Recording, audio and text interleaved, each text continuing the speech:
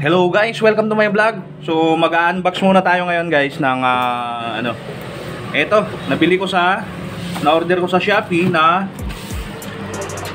angle grinder siya guys.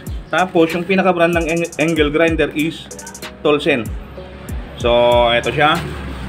Bale may ano na ako dati guys, may Tolsen na ako dating luma. Eto luma siya pero ano to guys, 850 watts. 850 watts siya. Tapos magpo 4 years na siya, is okay pa. So sabi ko maganda pala tong brand na to, sa kaya ako umorder ulit ng panibagong Tolsen pero mas mababa yung wattage. So buksan natin guys. Ayan. Sana walang problema yung item. Diba? Wala pa tong ano guys, wala pa tong 1,000. Hindi pa siya umabot ng 1,000. Pero yung 850 watts ko dati is lumagpas. Pero ito, wala. Kasi, ano lang to guys, 760 watts. Yun yung sabi. Ayan, so, okay naman, naka-bubble wrap naman. Tapos, ito yung pinaka, ayan, item. Tolsen, 750 watts. Tapos, 4 inches din guys, 100 mm this diameter yung pinaka-blade nya. Ayan. So, ito siya. Ayan. So may kasama siyang handle grip, carbon brush, tapos yung ano ng blade, guard ng blade, tapos yung ano, allen niya, yung wrench niya. So buksan natin guys. Ayan, shout out sa mga kapwa ko mason, karpintero, ayan, electrician, plumber. Ayan, shout out sa inyo. Saka yung mga ibang manggagawa na gumagamit ng angle grinder. So, eto na siya guys. Ayan, ito yung tawag dito, manual niya na sabi hindi naman daw binabasa. Diba? Tapos ito siya guys, may warranty. Okay lang yan. Warranty card. Ito yung pinaka manual. Tapos ito yung sinasabi ko sa inyo na may ano siya, free na carbon brush is spare. Kasi may yung dati, yung binili ko dati, meron din ganito. Ayan, so may spare din siya na carbon brush. Tabi lang natin. Ayan. Ito na yung guard.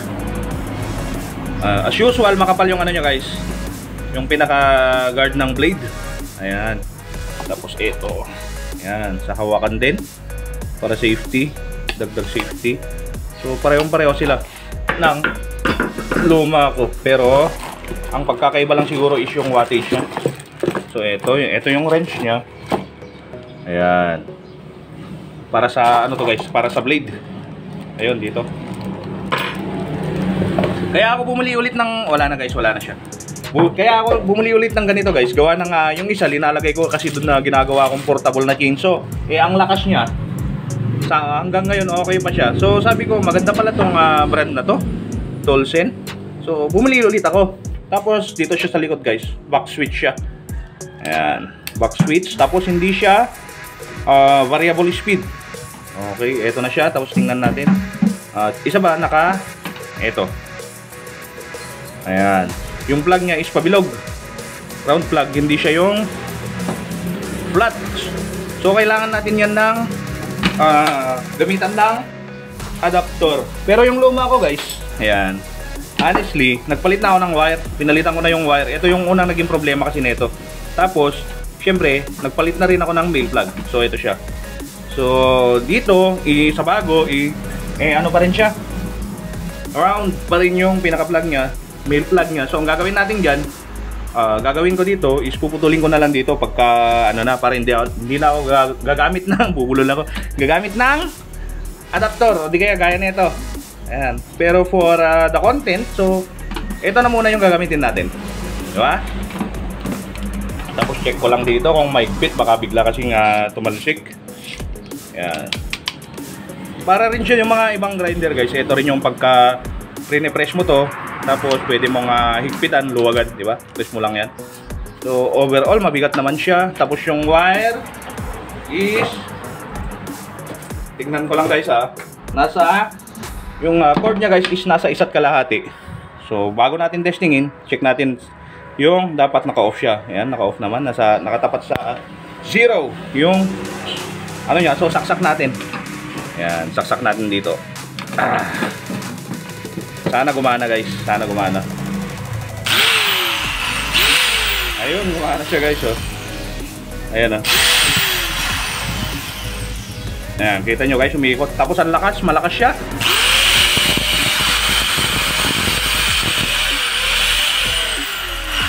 Hindi rin siya, ano guys, hindi rin siya ma-vibrate. Ayan, oh.